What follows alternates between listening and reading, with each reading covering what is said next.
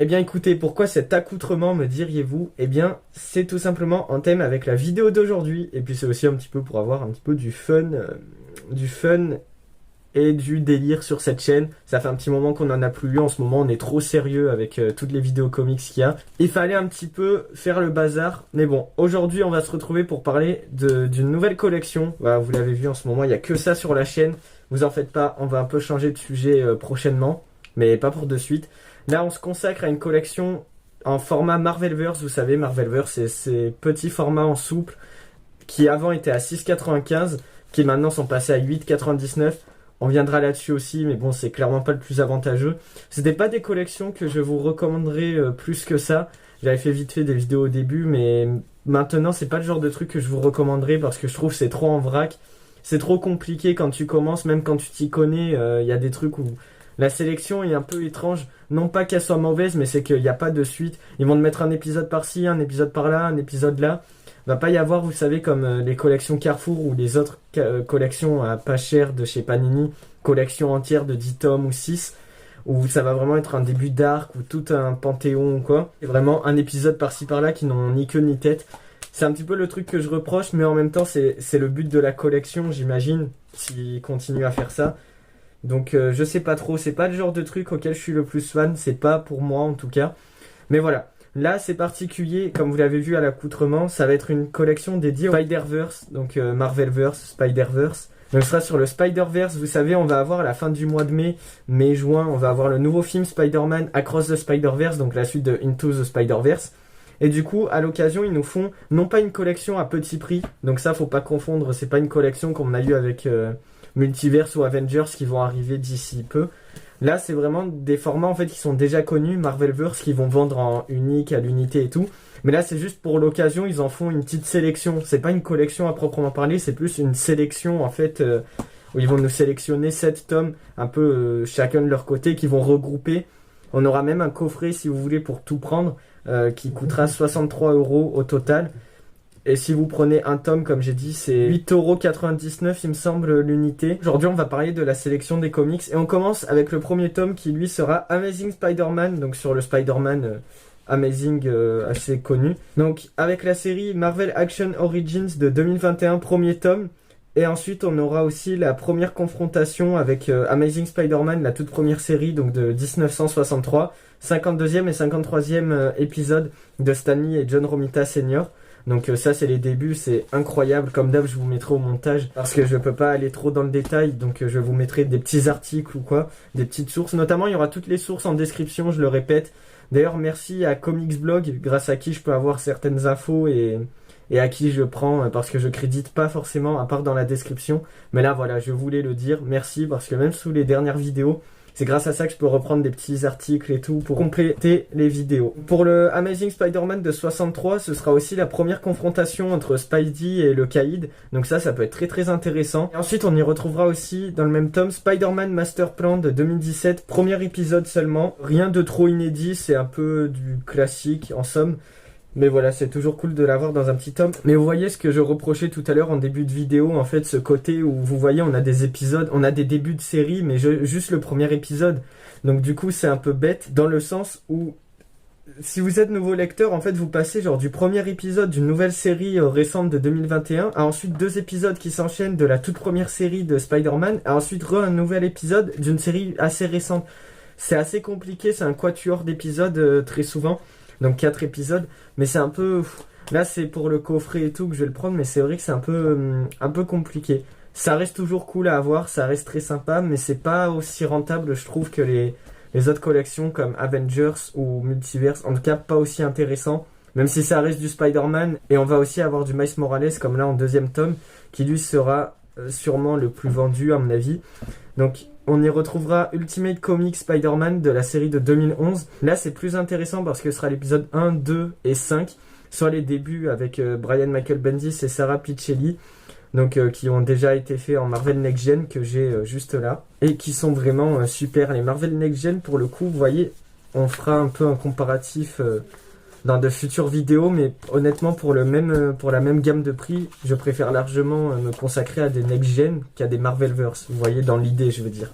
Donc ça a été fait en next-gen et apparemment aussi assez récemment en omnibus, donc c'est un peu con. Donc bon, ils aiment bien nous faire ça, hein. Souvent Panini, vous avez remarqué, des fois il y a des trucs qui sortent dans une collection, après ça ressort dans un autre truc moins cher, après plus cher, enfin bon bref, c'est Panini, mais on va pas non plus se plaindre, ça fait des comics en plus, même si bon, des fois en sélection c'est un peu bête qu'ils reviennent sur les mêmes trucs, sachant qu'il y a des trucs que ça fait un moment qu'on attend d'être édité ou quoi, bon. On va pas en parler là, déjà que la vidéo, sinon elle va trop durer. Et ensuite on y retrouvera aussi Spider-Man, la série de 2016, épisodes 1 et 2, toujours des mêmes auteurs, et qui du coup marque l'entrée de Miles, donc sur la Terre 616, donc la Terre classique, vous savez, de la continuité principale des comics de chez Marvel. Donc ça c'est assez intéressant, on avait dû sûrement la voir dans, pareil, la collection déjà anniversaire de Spider-Man ou quoi, sur le Spider-Verse et tout, avec Miles ou quoi. Mais là c'est cool de la voir, et voilà, je vous remonte vite fait le Miles Morales parce qu'il est vraiment très joli. Ensuite en troisième tome, on avance un peu plus rapidement, on aura du Spider-Gwen avec Edge of Spider-Verse de 2014 épisode 2. Apparemment ce sera la première apparition de l'héroïne par Jason Latour et Robbie Rodriguez. Ensuite on aura Spider-Gwen épisode 5, la conclusion de sa mini-série avec la même équipe créative, et le Spider-Gwen de 2015 épisode 1, 2 et 13, le début de sa première ongoing et une histoire avec MJ et Mysterio, encore avec les mêmes auteurs. Donc pas plus de détails là-dessus. Ensuite on aura du Spider-Cochon, ça risque d'être assez drôle et assez fun, qui devrait attirer les amateurs et amatrices de rareté avec un contenu presque intégralement inédit, avec du Marvel Tales starring Peter Parker, The Spectacular Spider-Arm de 1983 épisode 1, sa première apparition en comics par Tom DeFalco et Mark Armstrong. Donc ensuite on aura aussi les backups de Marvel Tales de 1988 cette fois-ci, épisode 209 et 210 de Steve Miller et Joe Albello. Ensuite on aura 230 et 233, Danny Fingeroth et Alan Kupperberg. Et ensuite on aura du Spider-Man Enter the Spider-Verse de 2018, premier épisode, donc là ce sera quand Spider-Cochon il entrera avec les autres équipes de Spider-Man, de Ralph Macchio et Flaviano Armentero, qui se verra mettre en scène Spider-Cochon aux côtés de Web Warriors, Spider-Man Annual 2019, épisode 1 et Spider-Arm 2019, épisode 1 encore. Ah oui, donc celui-là il va être assez complet, on a vraiment beaucoup d'épisodes. Donc en fait ce que je disais en début de vidéo, là on dirait qu'ils ont fait un effort d'essayer de faire un peu plus de continuité et de mettre... c'est toujours un peu en vrac et en bordel. Mais bon, au moins on a un peu des épisodes par-ci par-là, ça peut toujours être cool. Surtout avec le coffret. Le coffret par contre il est vraiment magnifique. C'est pour ça qu'ils savent quand même comment attirer. Ils savent aussi comment redorer un peu de l'intérêt pour Marvelverse, vu qu'ils savent que c'est pas le genre de série à bas prix que les gens kiffent le plus. Ensuite on aura un album dédié, bon ça c'est le gros truc du Spider-Verse, sur les Spider-Man, avec Spider-Man de 2012, 4 et 5, toujours par Brian Michael Bendis et Sarah Pichelli, qui mettait en scène la première rencontre entre Miles Morales, donc qui lui vient à la base de l'univers Ultimate, et le Peter Parker de la Terre 616, donc la Terre à la base de la continuité principale des comics. On aura Edge of Spider-Verse de 2014, 1 et 5, avec Spider-Man Noir par David Hein, Fabrice Sapolsky et Richard Isanov d'un côté, et Spider-Doctor par Gerard Way et Jack Wyatt, ainsi que Spider-Ham 25e anniversaire Special de 2010, épisode 1, cette fois de Tom DeFalco et Jacob Chabot, qui est apparemment inédit. Ensuite on aura, forcément vu qu'on a eu sur les Spider-Man, on aura sur les Spider-Woman cette fois, avec Spider-Woman de 1978, épisode 1, donc qui apparemment il racontera les origines de Jessica Drew, et le 20e épisode qui mettra Jessica face à Spider-Man. Et ensuite on aura un What If apparemment, donc le What If de 1989, épisode 105, où on y verra la première apparition de May Parker, hashtag Spider-Girl, par Tom DeFalco et Ron Friends. Ensuite on aura Silk de 2015 épisode 2, donc qui est apparemment un inédit, et Amazing Spider-Man Renew Your Woes de 2015 épisode 13, qui imagine une Spider Family à Peter Parker. Donc j'ai pas pu citer tous les scénaristes ou dessinateurs, encore une fois ils seront tous crédités quelque part au montage. Le dernier tome de cette collection, entre guillemets, de cette sélection. Donc on aura un album dédié spécialement à un peu tous les divers ennemis des différents Spider-Man, avec le Amazing Spider-Man de 1963 épisode 20, toujours de Stan Lee et Steve Ditko, imaginant le Scorpion. Ensuite on aura le 197e par Mark Wolfman et Case Bodlar, avec apparemment un Kingpin qui sera vraiment très furieux.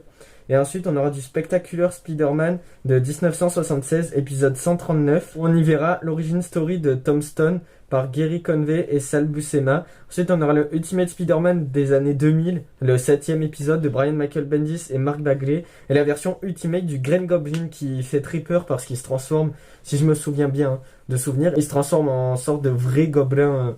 Gobelin vert vraiment hideux, vraiment monstrueux en fait. C'est pas juste un mec avec un costume ou quoi, plus comme au début. Ensuite on aura l'Ultimate Comics Spider-Man de 2011, 11e épisode pour le coup, toujours de Bendis et Pichelli avec le Prowler de l'univers Ultimate, donc c'est un méchant de Spider-Man. Un contenu à l'approche intéressante, mais qui se concentre visiblement sur les vilains du premier film Into the Spider-Verse au vu des numéros et de l'absence de The Spot au sommaire. Forcément c'est lié quand même au film.